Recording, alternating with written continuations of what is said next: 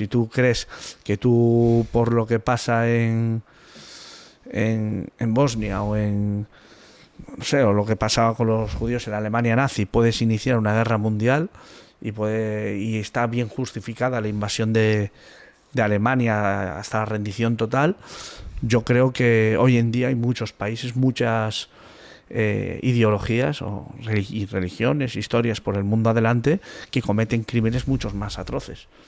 Y claro, ahí es el conflicto moral, ¿no? que uno se lleva después de estar en estos mundos y para que no veas que no me voy solo a un lado, ¿no? Por ejemplo, la minoría esta musulmana de Camboya o de por aquí, ¿cómo se llaman? Que los tienen en campos de concentración también, o en Birmania o por ahí, en sudeste asiático. Tienen a los rohinyas, creo que son. Me suena, pero los rohinyas, sí, creo que son una minoría musulmana que la tienen allí en campos de concentración y de deportados que hacen salvajadas con ellos, ¿no? Quiero decir, para que veas que no es solo tal, pero lo que hacen los... quiero decir, es como cuando salió el tema este de Palestina, tío, que han metido bebés delante de su madre en el horno. Israelíes. ¿Estamos locos o qué? No, estamos en otra liga, ¿no? Al final...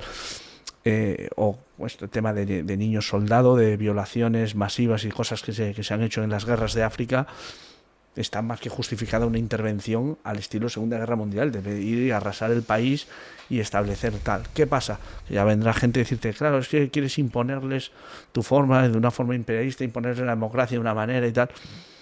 ¿No te pareció mal cuando se impuso la democracia a la Alemania nazi? Por ejemplo. Claro. Entonces... qué complejo ese tema, ¿eh? Claro. El tema geopolítico a nivel mundial. Hay una doble moral. A mí quiero decir, yo entiendo, ¿no? Que todo esto yo lo comprendo, ¿no? En el sentido de el equilibrio geopolítico, ¿vale? Bien. Y que estamos en todo el mundo. Pero la doble moral me toca las pelotas. ¿La doble moral a qué te refieres?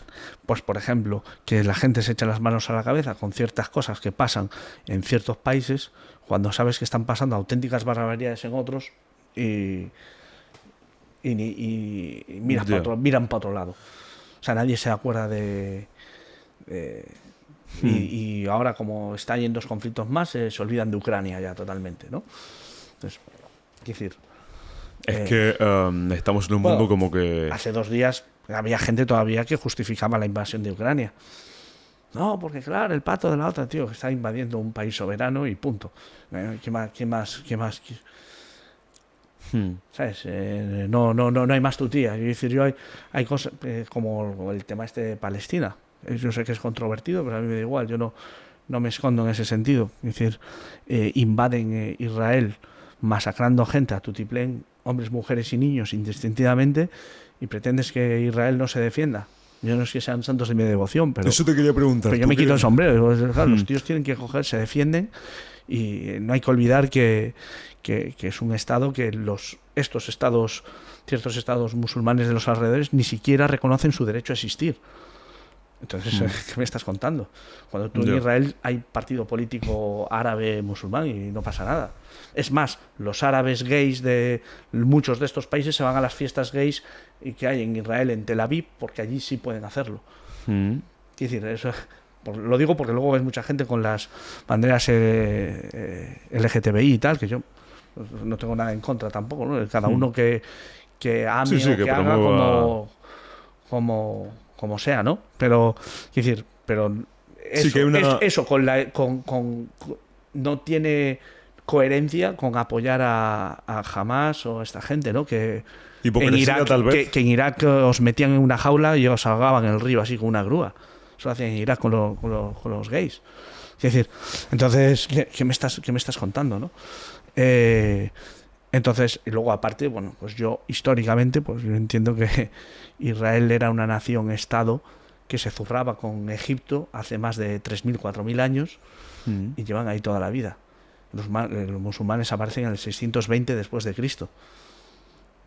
Si tú y yo ahora vamos a la Meca, invadimos la Meca, entenderás que todo el mundo musulmán se levanta en armas, ¿verdad? Porque hemos invadido y hemos hecho una basílica en el sitio de la mezquita de la Roca Negra y no sé qué, ¿no? ¿Qué pensaban que iba a pasar ellos cuando en el 680 toman Jerusalén e invaden los lugares antes de los judíos y los cristianos? Que luego en la cruzada alguien saque negocio, la guerra siempre es un negocio. Pero, ¿qué pensabas que iba a pasar? ¿Me afirmas Lo eso? digo porque la gente ahora está con la victimización y intentando pues culpabilizar, por ejemplo, el tema de las cruzadas. ¿Qué pasa? Que si yo te digo, ¿qué pasa si yo ahora voy e invado la Meca? ¿Te parece normal que todos los musulmanes se levanten? ¿Pero no te parece normal que en el 680, con la ideología de aquella época, no se levantaran todos los judíos y cristianos en contra de los que estaban invadiendo sus lugares santos? ¡Ojo! ¿Te das cuenta de la doble vara de medir o la doble ¿Eso tú moral? crees que quizá por la falta de conocimiento a nivel histórico? Eso es mucho, eso es lo que Pero dije yo ¿qué opinamos por opinar? el deterioro del sistema educativo. Yo el primero, es decir que... Yo hasta no hace mucho, y una de las preguntas que hacía cuando alguien hacía una defensa de este tipo, ¿no? No, porque los palestinos, mira, los palestinos, los musulmanes, aparecen en el 600. Yo cuando les dije, pero ¿qué es más antiguo, el Islam, la religión cristiana o el judaísmo? No, son todos más o menos igual. Digo, no. Todo el norte de África era cristiano copto, porque lleva desde el 300 y pico siendo religión oficial del Imperio Romano el cristianismo. Y en el 620 el Corán se le revela a Mahoma. En cuestión de 50-60 años devoran todo el norte de África, la península arábiga, a base de o te conviertes o te pasa a cuchillo. O sea, es una de las formas de ver el mundo más violentas que ha parido la humanidad.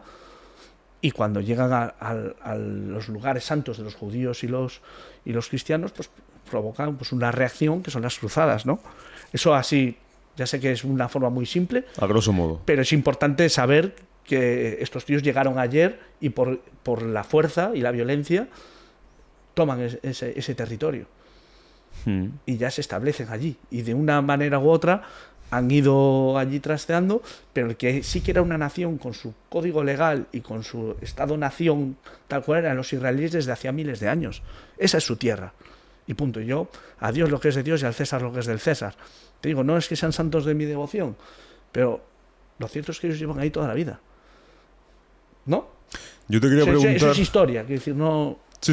No me parece discutible. No, te estoy escuchando porque yo, la verdad, no puedo dar una opinión de lo que... Tengo ese pensamiento, ¿no? No lanzar una opinión de algo que no sea al 100%. Que te quería preguntar, contándome esto y habiendo vivido tanto, ¿la línea fina entre los buenos no son tan buenos y los malos no son tan malos? ¿Tú qué me dirías al respecto de eso? Porque hay mucha gente que dice con el tema Rusia-Ucrania, Israel-Irán, Afganistán, cualquier guerra así, conflicto...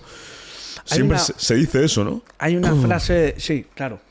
Y es cierto, y en todos los sitios, en todos los pueblos se crían hombres malvados y hombres virtuosos, ¿no? Pero hay una frase muy curiosa que dijo Golda Meir, la primera ministra israelí, acerca del conflicto árabe-israelí, ¿no? Decía, esta guerra se terminará cuando ellos quieran a sus hijos tanto como nosotros a los nuestros. ¿Por qué lo decía? Porque un israelí lo que no se le ocurre sería mandar a su hijo a tirar piedras, cócteles molotov o a hacer la guerra o ponerle un AK en la mano. Prefieren enfrentarse a la aniquilación y tener a toda su población haciendo 3 años de servicio militar los hombres y 2 las mujeres. Prefieren eso que mandar a sus hijos a la guerra. Los palestinos no hacen más que continuamente usar a los niños como escudos humanos, los niños soldados. Y eso lo hacen en Afganistán y lo hacen en muchos sitios. Entonces, digamos que hay unas líneas rojas y una liga, digamos que no están jugando en la misma liga.